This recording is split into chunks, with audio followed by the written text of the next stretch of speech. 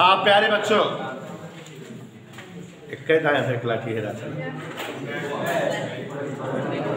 तो यहाँ ध्यान दीजिएगा सभी साथी। जैसा कि आप जान रहे हैं, कल की क्लास में हम लोगों ने विधिवत तरंग गति का चैप्टर स्टार्ट किया था। पहला चैप्टर है, पढ़ा भी था। आपको एक बार और समझाना चाहूंगा कि किसी माध्यम में विक्षोभ के लगातार आगे बढ़ते रहने की गति तरंग गति कहलाती है। ध्यान से सुन लिया।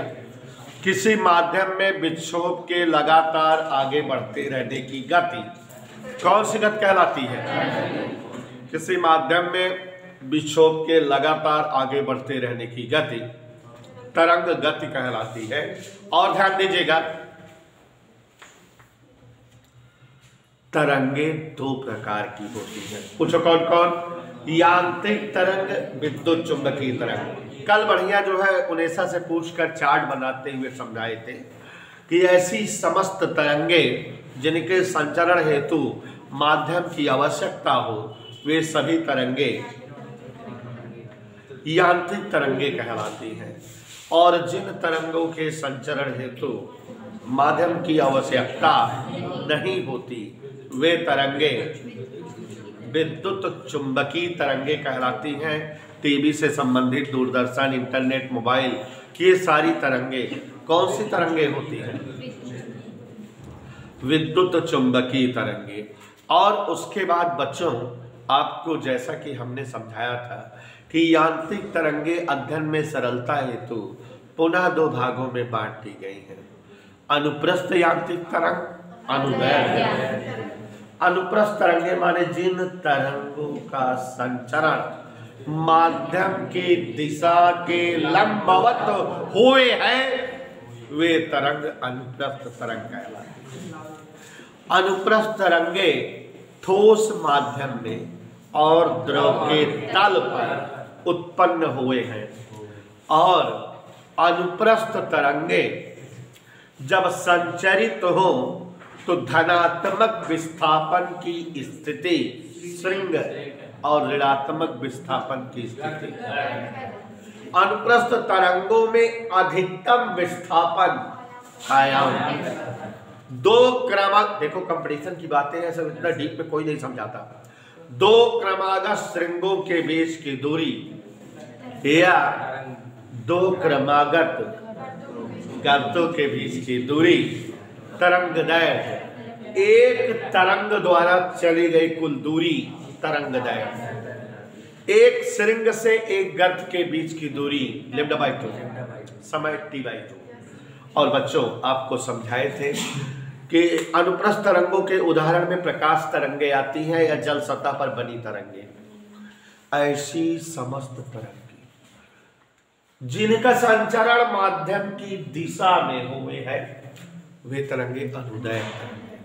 अनुदैर्घ्य तरंगे ठोस माध्यम में, द्रव माध्यम में, गैस माध्यम में, तीनों ही माध्यमों में संचरित होती हैं। और वीआईपी उदाहरण अनुदैर्घ्य तरंगों का ध्वनि तरंगे। अनुदैर्घ्य तरंगे जहां पास पास होती हैं वह अवस्था संपीड़न, और अनुदैर्घ्य तरंगे जहां दूर दूर हुए हैं वह अवस्था विरलन। प्यारे साथियों, सभी प्रकार की तरंगों के वेग का सूत्र बताए थे। 19वां को याद है? अनुप्रस्थ तरंगे जब ठोस माध्यम में संचरित हुए हैं तो उनके वेग का सूत्र v = √η/d। बोलो, ईटा क्या है? माध्यम का गिरता गुणांक। d क्या है? माध्यम का। और अनुप्रस्थ तरंगे जब तनी हुई दूरी में संचरित हुए हैं तो उनका सूत्र √T/m। बोलो, t क्या है? तनाव बल। m क्या है? एकांक लंबाई का दर। अब बच्चों, अनुदैर्घ्य तरंगे जब ठोस में चलती है तो उनके चाल का सूत्र √y/d। द्रव और गैस माध्यम में जब अनुदैर्घ्य तरंगे चलनी है तो उनका वेग √b/d। b for bulk modulus, आयतनात्मक प्रत्यस्थ गुणांक। d फॉर डेंसिटी, घनत्व। तो ऐसा ही हम जानते थे उनेसा जी कि इतना बातें हम लोगों ने कल अध्ययन किया था। अब आज जो है हम चाचा से आपको मिलवाएंगे, न्यूटन चाचा से।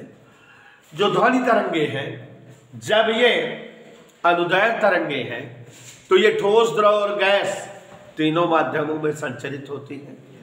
तो ठोस, द्रव और गैस तीनों माध्यमों में ध्वनि तरंगे जब संचरित होती हैं तो तीनों माध्यमों में इनका वेग होता होगा। तो ध्वनि तरंगों का कल की क्लास में ठोस माध्यम में वेग √y/d, द्रव माध्यम में वेग v/d। लेकिन हम चर्चा गैसीय माध्यम में ध्वनि का वेग या ध्वनि का वायु में वेग करने जा रहे हैं। ध्यान से देखिए जरा, आज आप लोग बोर्ड देखिए। ध्वनि तरंगे मतलब कौन सी तरंगे? फिर बोलना, अनुदैर्घ्य तरंगे। ध्वनि तरंगों माने का वायु में, वायु में मतलब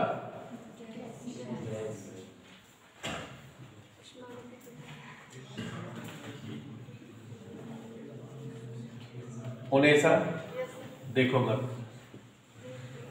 इंपॉर्टेंट हेडिंग है, गौर फरमाइएगा। आज सब लोगों को अच्छे से समझा देंगे। अच्छा टॉपिक है, ध्यान दीजिएगा, बहुत मजेदार है। कोई पढ़ाएगा नहीं, ये भी लिख कर दे रहा हूं। ध्वनि तरंगों मतलब हम अनुदैर्घ्य तरंग की बात कर रहे हैं। वायु में वेग निकालना चाहते माने, तो जब ध्वनि तरंगे वायु में संचरित होती हैं, माने गैसीय माध्यम में संचरित होती हैं, तो इनके वेग का सूत्र क्या होता है? √v/d। जानते हैं कि नहीं? तो ध्यान दीजिएगा, अंजलि स्क्वायर जब ध्वनि तरंगे, ध्यान से देखिएगा, नाडिया वाला ध्वनि तरंगे, ध्यान यहां बोर्ड पर लगा, इधर उधर कहां जा रहा है? ध्वनि तरंगे वायु में संचरित होती है,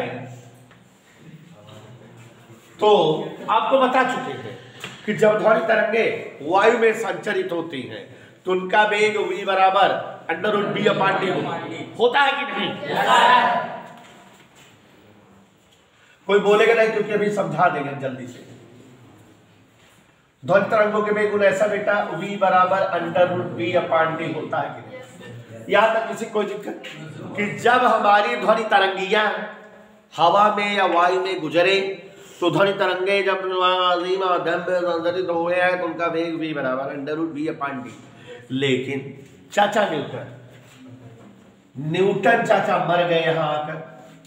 न्यूटन ने ध्वनि तरंगों को चलते हुए देखा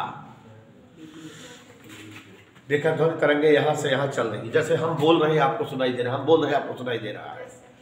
तो इन्होंने कहा कि जब ध्वनि तरंगे संचरित हो रही हैं माध्यम में, तरंगे ट्यू ट्यू ट्यू ट्यू ट्यू जा रही है आप तक हमारे मुंह से निकल कर, तो क्या यहाँ गर्मी लगने लगी क्या आप लोगों को? माने माध्यम का टेम्परेचर नहीं बदला, जबकि ध्वनि तरंगे चल रही हैं। कि हम ऐसे तेज बोलते रहे, बात करते रहे, पढ़ाते रहे, आप लोगों को गर्मी लगने लगी पढ़ाने की वजह से या बोलने की वजह से? होता है ऐसा?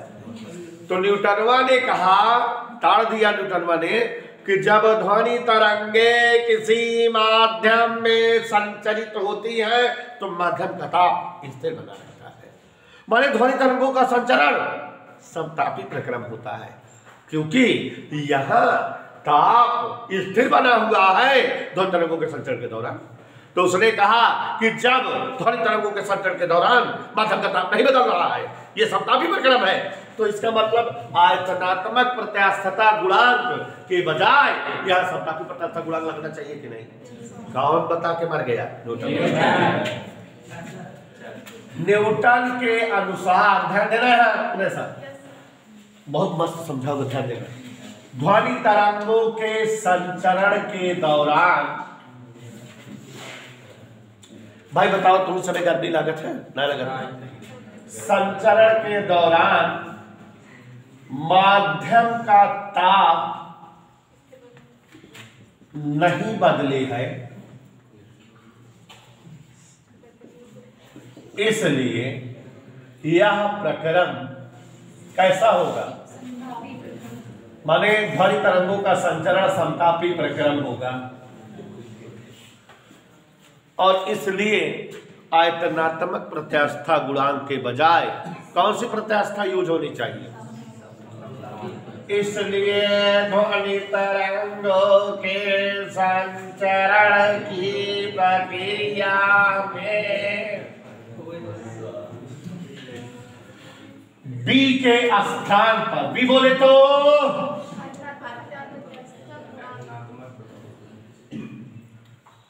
ईटी होना चाहिए। एक मतलब समतापी प्रत्यास्था गुणांक। इसलिए ध्वनि तरंगों का वेग न्यूटनानुसार,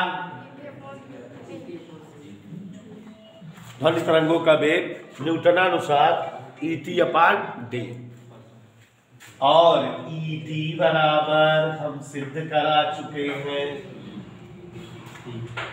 और दोष प्रक्रम वाले पार्ट में हमने सिद्ध कराया था समतापी प्रत्यास्था गुणांक प्रारंभिक दाब पी के बराबर होती है। तो यहाँ ईटी जगह क्या राइट कर दें, और ये पी बटा डी प्यारे बच्चों ध्वनि तरंगों का न्यूटन द्वारा दिया गया सूत्र है।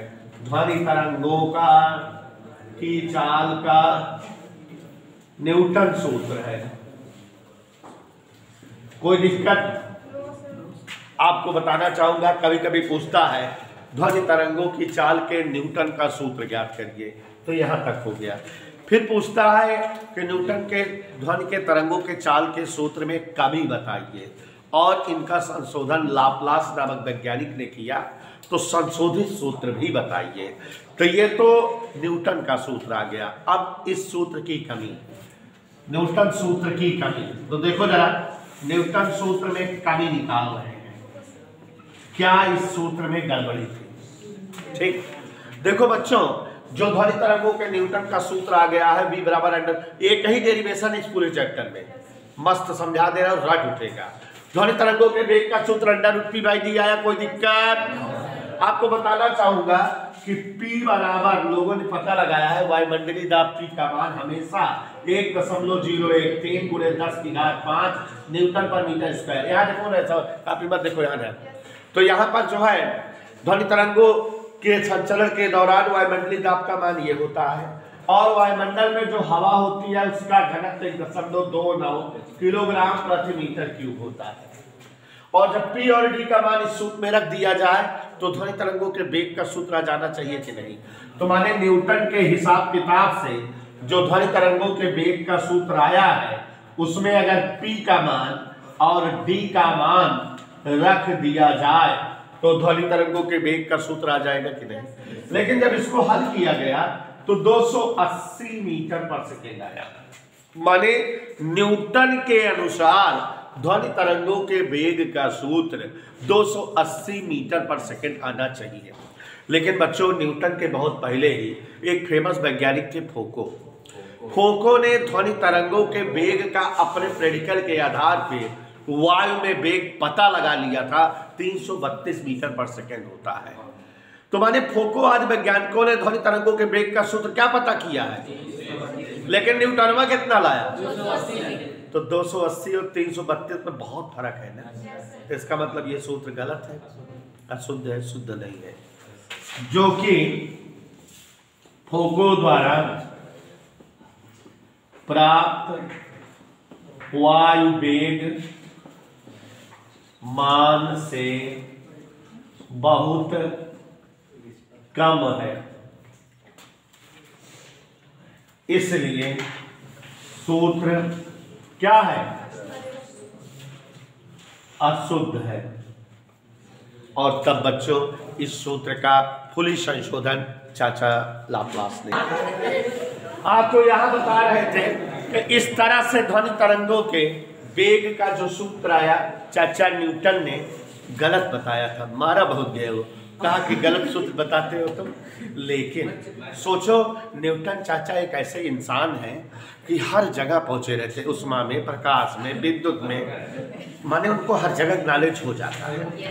तो अब बच्चों लाप्लास संशोधन, यहां पर ये कुछ ज्यादा ही जो है महत्वपूर्ण है, ध्यान दीजिएगा। न्यूटन सूत्र का लाप्लास संशोधन, इस चैप्टर से अगर कुछ आता है तो ये जरूर आता है।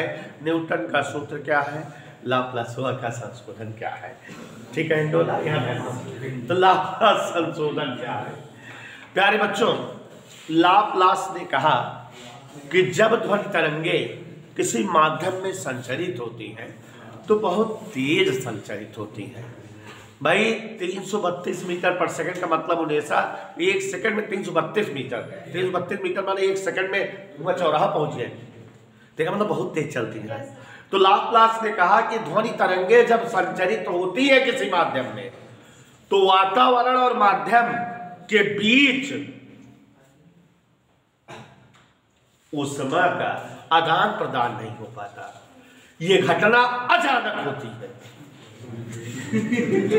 तो ध्वनि तरंगे जब किसी माध्यम में संचरित होती हैं तो ध्वनि तरंगे किसी माध्यम में अचानक संचरित होती हैं, वातावरण और माध्यम के बीच ना तो उसमें आ पाती है, न जा पाती है, न आ पाती है, न जा पाती है।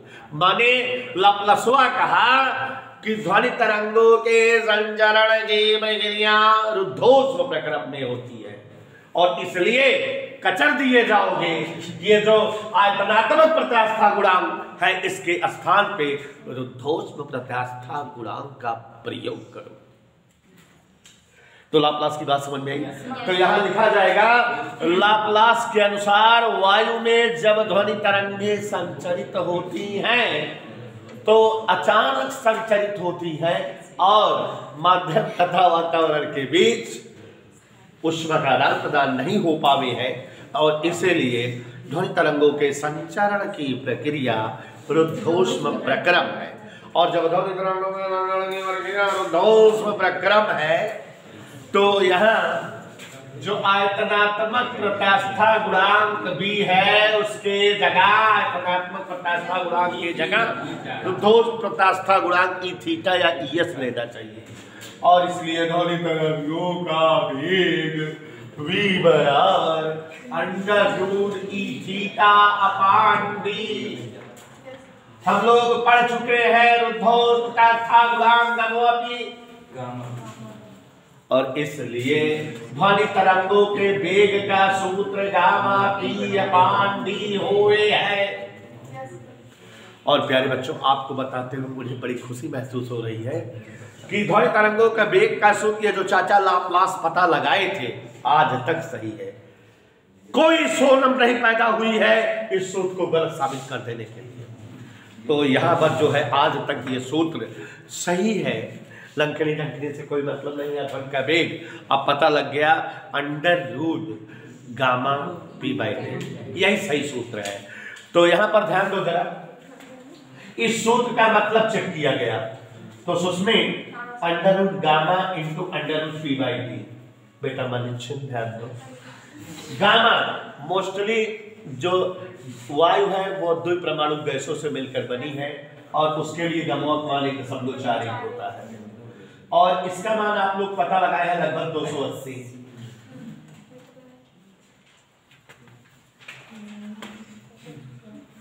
ग्यारह ग्राम में 121, 12 ग्राम में 144, एक का वर्गमूल लगभग 1.2, 280 पूरा का 19 12 थे 24 और 9 माने लगभग 336 मीटर पर सेकंड, माने 334 होता है। हम चूंकि एक वर्गमूल ज्यादा लिख दे मान ले के मतलब हो 4 रहा 4 एक है तो 332 मीटर पर सेकंड के लगभग ध्वनि के वेग अब आऊगा। तो एक मतलब ये सूत्र सही था। तो लाप्लास ने ध्वनि तरंगों के वेग का सूत्र दिया और ध्वनि तरंगों के वेग का सूत्र जो लाप्लास ने दिया उस सूत्र के द्वारा जब ध्वनि तरंगों का वेग पता लगाया गया तो 332 मीटर पर सेकंड के आसपास आ गया और इस तरह से लाप्लास द्वारा दिया गया ध्वनि तरंगों के वेग का सूत्र सच मान लिया गया। और आपने ये सारी चीजें लिखी है, हमने लिखाया है। एक और फर्जी बात, ध्वनि तरंगों के वेग की निर्भरता। ध्वनि तरंगों के वेग की निर्भरता, माने डिपेंडिंग ऑन ध्वनि तरंग, ध्वनि तरंगों के वेग की गौर से देखिएगा, आप लोग तो पुराने जानकार हैं। ध्वनि तरंगों के वेग की, प्यारे साथियों, ध्वनि तरंगों के वेग का सूत्र √γ/p/d किसने पता लगाया? लाप्लास। यही सच सूत्र है। अब यहां देखो, पूछो हमसे, हम लोग पीवी बराबर क्या जानते हैं? नहीं जानते? अच्छा ये बताओ, आज बताओ घनत्व बराबर क्या होता है? द्रव्यमान बटे आयतन। तो v ऊपर गया, नहीं मानो। अब यहां ध्यान दो, P × m/d बराबर RT। अरे मोरी माई, P/d बराबर RT/m। तो ध्वनि तरंगों के वेग का सूत्र γ/p/d को हटाकर